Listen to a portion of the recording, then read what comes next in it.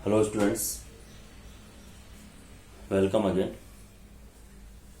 हम यहाँ पे बात कर रहे थे फैराडे की, ठीक है। और मैंने आपको फैराडे के फर्स्ट लॉ और सेकंड लॉ दोनों के बारे में ही बात की थी, ठीक है। अब देखिए, कल नीट का पेपर संपन्न हुआ है, ठीक। और उसके अंदर इसी से ही रिलेटेड 2 क्वेश्चन आए थे, तो हम उन्हीं क्वेश्चन के बारे में यहाँ पे बात करेंगे, ठीक है। तो हम क्वेश्चन सॉल्व करेंगे और आपको पता है कि इसमें से एक आरबीएसई बोर्ड और सीबीएसई बोर्ड के अंदर क्वेश्चन भी आता है, तो हम इसी के बारे में थोड़ा सा बात करेंगे और थोड़ा सा आगे बढ़ेंगे, ठीक है। मेरे पास यहाँ पे न्यूमेरिकल दिया हुआ है, ठीक है। ये न्यूमेरिकल है कि अभिक्रिया में, ये अभिक्रिया दी हुई है। क्वेश्चन देखना बेटा, अभिक्रिया दी हुई है Al+3 ने 3 इलेक्ट्रॉन ग्रहण किए और ये एल्यूमिनियम मेटल बनाई, ठीक है बेटा। और ये कह रहा है अभिक्रिया में 40.5 ग्राम एल्यूमिनियम मुक्त करने के लिए कितने कूलाम्ब की आवश्यकता होगी। हमें कूलाम्ब निकालने हैं, आवेश की मात्रा निकालनी है, ठीक है। कितने कूलाम्ब की आवश्यकता होगी, ये हमारे पास न्यूमेरिकल है।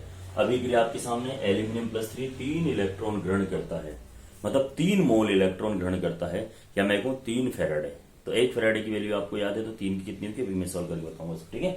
तो ये कह रहा है कि इसको छड़ों पर कितना चाहिए, 40.5 ग्राम पदार्थ की मात्रा, है ना, भार में W निकालनी है अपने को।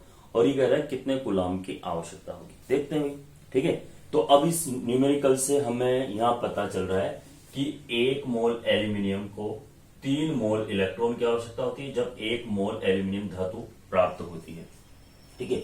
तो 3 इलेक्ट्रॉनों पर आवेश कितना होगा बेटा, 1 इलेक्ट्रॉन पर आवेश की मात्रा होती है 96500 कूलाम्ब, ठीक है, 1 फैराडे के बराबर, ठीक है। तो यहां पे इलेक्ट्रॉनों पर कुल आवेश कितना हो जाएगा, 3 × 96500 कूलाम्ब, ठीक है। अब इसको आप सोल्व कीजिए आवेश की मात्रा को निकाल के, तो ये कितना आ जाएगा 289500 कूलाम्ब, ठीक है, ओके। धातु का द्रव्यमान कितना है बेटा, एल्यूमिनियम का द्रव्यमान, एल्यूमिनियम का द्रव्यमान है मेरे पास कितना बेटा, यहाँ पे 27 ग्राम, ठीक है। तो यहाँ पे धातु का द्रव्यमान आ गया मेरे पास। अब 27 ग्राम एल्यूमिनियम निक्षेपित करने के लिए, देखो ये 27 ग्राम एल्यूमिनियम निक्षेपित करने के लिए कितने कूलाम्ब आवेश चाहिए, इतना, ठीक है। तो 40.5 एल्यूमिनियम निक्षेपित करने के लिए, जमा करवाने के लिए कितने कूलाम्ब आवेश की आवश्यकता यहां पे पड़ेगी, ठीक है। तो मैं यहां पे लिख देता हूं, देखो 27 ग्राम एल्यूमिनियम, मतलब एल्यूमिनियम का द्रव्यमान यहां पे कितना है 28, ठीक है, 27 ग्राम। अब मैं यहां पे आगे आपको सोल्व करके बता देता हूं, अर्थात 45.5 ग्राम एल्यूमिनियम निक्षेपित करने के लिए कितनी मात्रा की आवश्यकता पड़ेगी। देखो, अगर हम 1 ग्राम की निकालेंगे तो हम इसके अंदर भाग दे देंगे किसका, 27 का। और अगर 40.5 ग्राम निकालना है तो इसको इंटू करेंगे 40.5 ग्राम से, ठीक है। निकालना 1 का भार इतना है तो भाग दे देंगे 40 का कितना होगा, ठीक है। तो अब हम इसको सॉल्व करेंगे, तो आवेश की मात्रा आएगी मेरे पास 4.34 × 10⁵ कूलाम्ब। इसका फॉर्मूला भी है मेरे पास, है ना, इसका फॉर्मूला भी है और ये दूसरी चीज भी है, तो आप इसको समझिए, ठीक है। इसमें कोई इतना खास भी नहीं है। मैं एक और न्यूमेरिकल आपको करवाता हूं, ठीक है, उसमें भी और अच्छा समझ में आएगा, ठीक है बेटा। चलो जी, ये पहला क्वेश्चन है। दूसरा क्वेश्चन है, फिर वो जो नीट में आया था उसको भी मैं समझाऊंगा, ठीक है। दूसरा क्वेश्चन सुनना, मैं लिख देता हूं यहां पे, 1 एम्पियर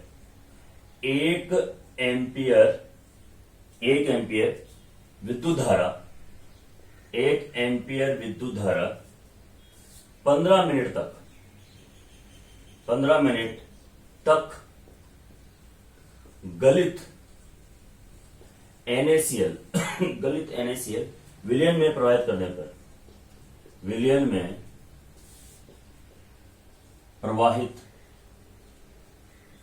पर, ठीक है, विलयन में प्रवाहित करने पर कितने ग्राम क्लोरीन मुक्त होगी, कितने ग्राम क्लोरीन मुक्त होगी, कितने ग्राम क्लोरीन मुक्त होगी।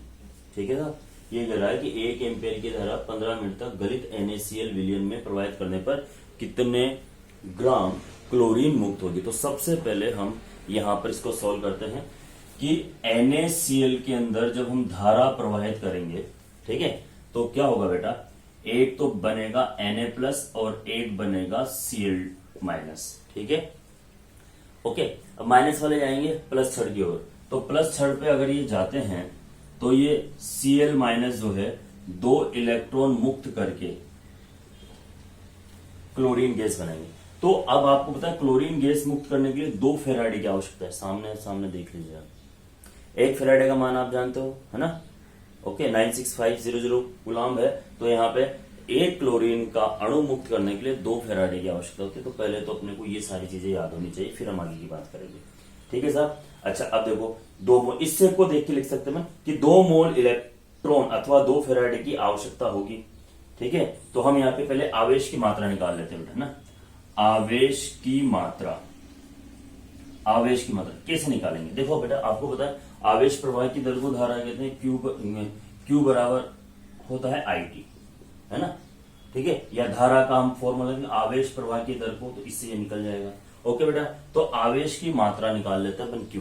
ठीक है, तो Q बराबर हम यहाँ पे लेंगे IT, धारा कितना 1 एम्पियर, T समय कितना मिनट में दिया हुआ है, आप सेकंड में कन्वर्ट करोगे तो इसको 15 × 60 कर दें, 15 छक्के 90, तो ये कितना आ जाएगा, 900 कूलम्ब आवेश की मात्रा आ गई हमारे पास, 900 कूलम्ब। ठीक है, साफ साफ आपको समझ में आ रहा है।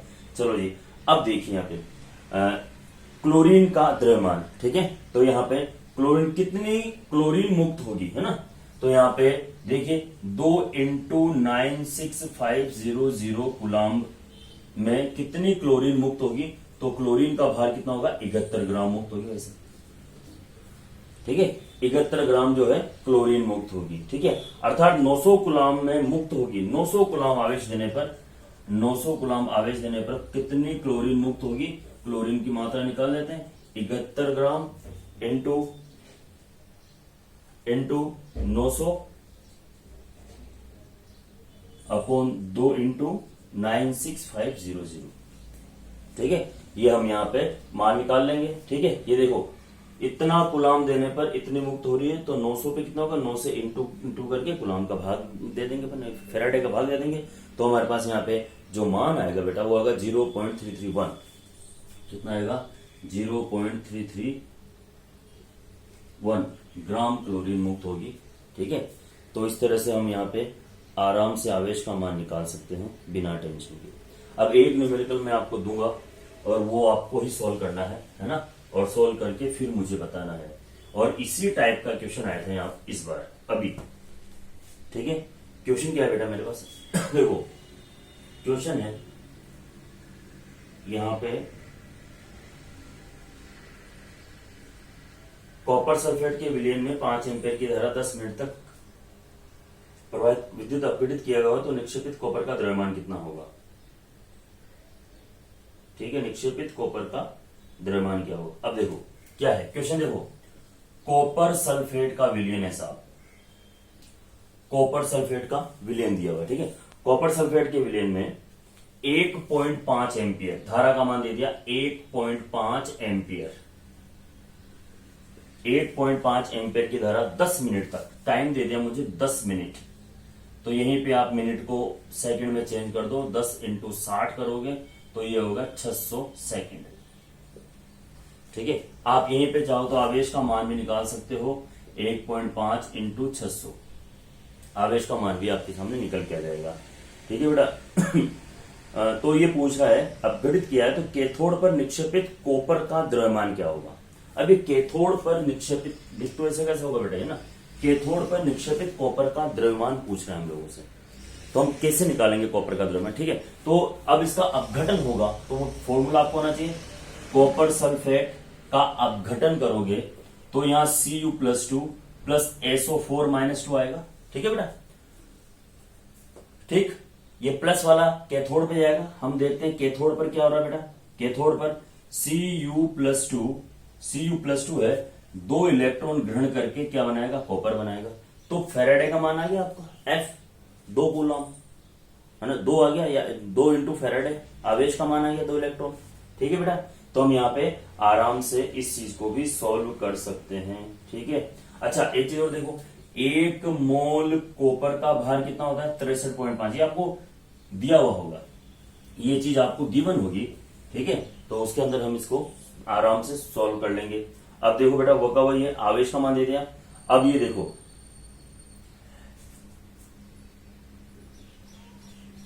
यहां पे कितना आएगा, 900 कूलम।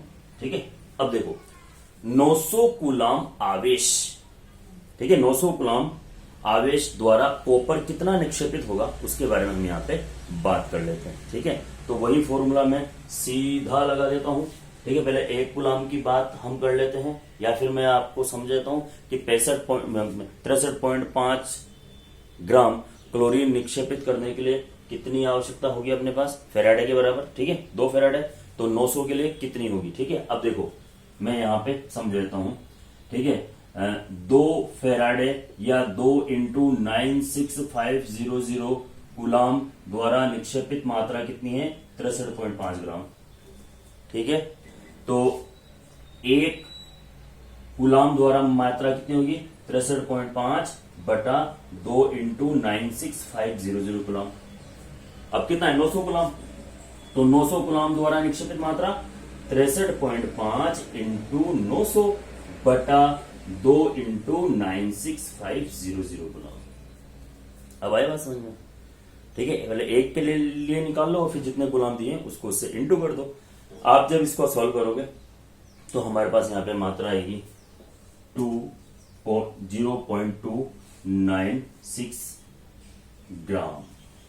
ये न्यूमेरिकल है, आप ही की एनसीईआरटी बुक के हैं बेटा, है ना, और इसको भी आपको आसानी से सॉल्व करना है, समझना है। ठीक है, देख लो एक बार इसको, फिर मैं बात करता हूं आप लोगों से।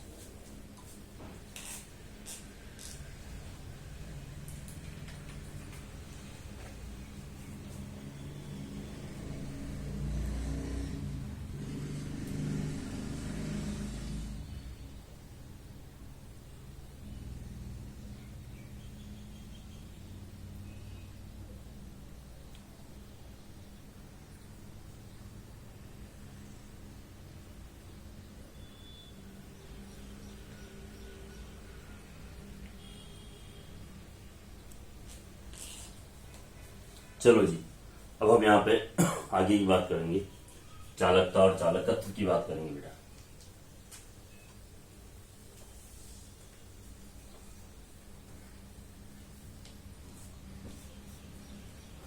वैद्युत अपघटनी चालकों में चालकत्व एवं चालकता। ठीक है बेटा, हमारा जो हेडिंग है वो है